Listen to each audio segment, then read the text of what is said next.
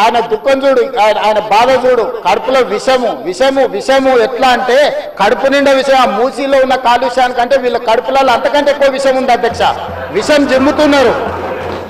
మీరు మూసీ కాలుష్యమే ప్రమాదం అనుకుంటున్నారు అధ్యక్ష.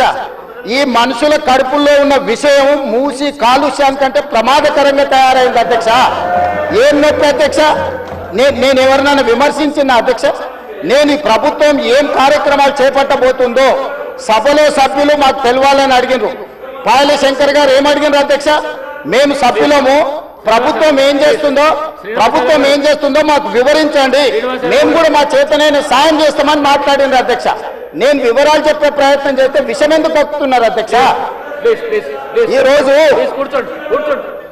క్వశ్చన్ అవర్లో సప్లిమెంటరీ క్వశ్చన్స్ 2 ఉంటాయి. 10 క్వశ్చన్స్ ఉండవు, 10 మందికి ఇయ్యరు. స్పీకర్ గారు అలౌ చేశారు, స్పీకర్ గారు నాకు అనుమతించారు వివరించమని. స్పీకర్ గారి అధ్యక్ష వాళ్ళ ప్రాధాన్యత ఏందో మీకు అర్థమైంది కదా అధ్యక్ష. ఈ చర్చ జరగవద్దు, ఈ నిజాలు ప్రజలకు తెలియవద్దు, విషం కడుపు నిండా విషం. మీరు కళ్ళు చూడండి అధ్యక్ష, అసలు వాళ్ళ కళ్ళలో చూడండి. వాళ్ళ కళ్ళెక్కిన ఓలే శక్తి ఉంటే ఆ విషపు కళ్ళతో చూస్తే మొత్తం కాలి బూడిదైపోయేటట్టు చూస్తున్నారు అధ్యక్ష. కప్పిపుచ్చుకోవడానికి అద్దాలు పెట్టుకుంటున్నారు అధ్యక్ష. అది కప్పిపుచ్చుకోవడానికి అద్దాలు పెట్టుకుంటున్నారు అధ్యక్ష. అద్దాలు పెట్టుకున్నా మీ విషపు చూపులు ప్రజలకు అర్థమవుతాయి. అందుకోసమని నా మాట ఒక్కటే అధ్యక్ష. ఈరోజు తెలంగాణకు ఈరోజు నా సూచన ఒక్కటే, ఈ కడుపులో విషయాన్ని కొంచెం తగ్గించుకోండి. ఒకవేళ మందు లేకపోతే వికారాబాద్లో ఎట్లా తెలుసు కదా, వికారాబాద్ కా హవా లాఖోं का विकाराबाद हवा मरीजों का दवा। ये मरीज लोगों को ले जाके विकाराबाद में शरीक करवा दो अध्यक्ष साहब। एक 10-10 दिन वहां ले जाके वहां बांध के रखो, सुधर जाएंगे लोग। नहीं है तो नहीं सुधरने वाले, पेट भर पूरा भर गए। इसीलिए मैं आपको गुजारिश है ये सबके तरफ से, ये लोगों को ले जाके विकाराबाद में भर्ती करवा दो अध्यक्ष। धन्यवाद। గౌరవ మర్యాదల గురించి, సాంప్రదాయం గురించి, సభా సాంప్రదాయం గురించి అందరూ రాజకీయ నాయకులం అందరం కూడా మాట్లాడుతూ సభా వేదికగా నేను తెలియజేసేది ఏంటంటే, ఎవరమైనా సరే ఎదుటివారిని గౌరవించుకుంటూ విమర్శలు, సద్విమర్శలు, ప్రతి విమర్శలు చేయాలి తప్ప భాషని ఇంకా దిగజారుస్తూ మాటలు మాట్లాడడం అనేది సరైనది కాదనేది నా అభిప్రాయం. కొత్తగా వచ్చిన నాలాంటి వారు 57 మంది ఈ అసెంబ్లీలో ఉన్నారు. మిమ్మల్ని చూసి మేము నేర్చుకోవాలి, కానీ మీరు మాట్లాడే భాష ద్వారా ఇంకొక 4 పదాలు కలిపి దిగజారిపోయే భాషను మాట్లాడేంతటి మాటలు మాట్లాడడం బాగుండదని అనుకుంటున్నాను. ఒకరు మూర్ఖులైతే ఇంకొకరు వారికి సద్విమర్శ చేసి సరైన మార్గంలో పెట్టాలి తప్ప, ఒకరు అన్నారు కదా నేను ఇంకొక 2-3 మాటలు ఎక్కువ మాట్లాడితే నాకు ప్రజల్లో మంచి పేరు వస్తుందని అనుకుంటున్నారు తప్ప అది బాగులేదు. ఇలా మనం ఒకరి మీద ఒకరు మాట్లాడుకుంటూ వాటిని కనీసం రికార్డ్స్లోకి కూడా తీసుకునే పరిస్థితులు లేకుండా మీడియా ముందట మాట్లాడుతూ పోతుంటే ఆఖరికి మీడియా వాళ్ళు కూడా క్లాస్మేట్స్, చిన్ననాటి మిత్రులు ముఖ్యమంత్రి గారు అయినట్టు ముఖ్యమంత్రి రేవంత్ రెడ్డి లేకపోతే మాజీ ముఖ్యమంత్రి చంద్రశేఖరరావు అని చెప్పి సింగులర్ వర్డ్లు మాట్లాడి, ప్రధానమంత్రి మోడీ అని మాట్లాడి చిన్ననాటి మిత్రులతో సంబోధించే పరిస్థితికి మీడియా కూడా వచ్చిందంటే దానికి కారణం రాజకీయ నాయకులమైన మనం అనేది మీరు గ్రహించాలి. బూతులు మాట్లాడడమే రాజకీయ లక్షణం అనుకుంటే అది అవలక్షణం అనేది నా అభిప్రాయం.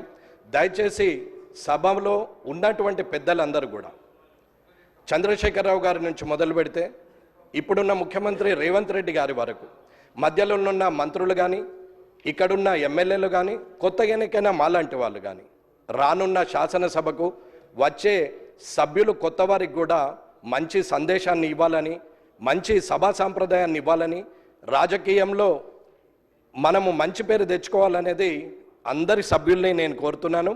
మీడియా ముందట నోటికొచ్చినట్టు మనం మాట్లాడడం వల్ల మనల్ని మనం దిగజారుస్తూ ప్రజల్లో చెడు పేరు తీసుకొస్తున్నాం అనేది ఆలోచించాలి. ఇకపోతే హైదరాబాద్ పట్టణం వరల్డ్ క్లాస్ అంటారు, మన మాటలేమో థర్డ్ క్లాస్కి పోతున్నాయి. ఈ వరల్డ్ క్లాస్ థర్డ్ క్లాస్ ని కొంచెం చూసుకుంటూ ప్రజలందరూ కూడా గమనిస్తున్నారు కాబట్టి మీరు సభను అధ్యక్ష మీరు ఖచ్చితంగా ఇది చెప్పాల్సిన అవసరం ఉన్నదని తెలియజేస్తున్నారు. శ్రీ జాఫర్ హుస్సేన్ గారు, మినిస్టర్ గారు.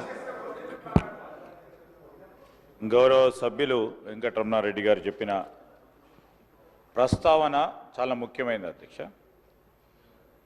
ప్రతి పార్టీకి సంబంధించిన సీనియర్లు, ఆ వ్యవస్థ అందరూ కూడా అదే విధమైన సదాభిప్రాయంతో పోతే ప్రజాస్వామ్యం చాలా పటిష్టంగా ఉంటుంది.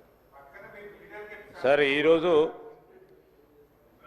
వారు అనుభవం గల నాయకులు అధికార పక్షంలో ఉండి అనేక సందర్భాల్లో కూడా నేను చెప్తా ఉన్నప్పటికీ ఈరోజు ఎవరు మాట్లాడినా తప్పేమంటున్నాము సార్, ఎవరు మాట్లాడినా తప్పేమంటున్నారు. ఆ ప్రస్తావన సార్, ఆ ప్రస్తావనకు సంబంధించి వెంకటరమణారెడ్డి గారు చేసిన ప్రస్తావన గురించి నేను ప్రజాస్వామ్యానికి సంబంధించిన అంశం విషయంలో వారు కూడా ఒక హెల్దీ ప్రాక్టీస్ని చేసుకోవాలని వారు కోరిరు.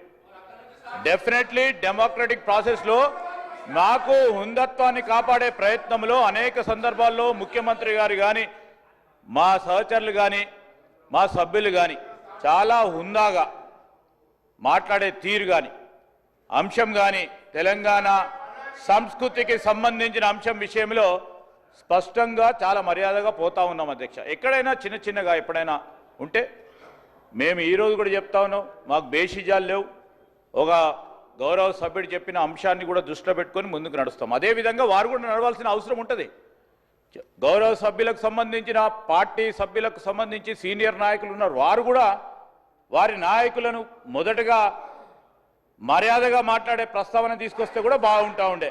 నేను నిన్నగా సార్ వారిని అంటా ఉన్నా, ఈరోజు ఈ గౌరవ సభ్యులకు ఈరోజు ప్రస్తావన చేసినప్పుడు మీ పార్టీ సమావేశాల్లో నా వెంకటరమణారెడ్డి గారిని కోరుతా ఉన్నాను, మీ పార్టీ సమావేశాల్లో మీకు సంబంధించిన మీ సీనియర్ నాయకులను కూడా కోరండి. First put your house order in first కేసులో, దాని తర్వాత ప్రస్తావన తీసుకొద్దాం, 10 మందికి చెప్దాం.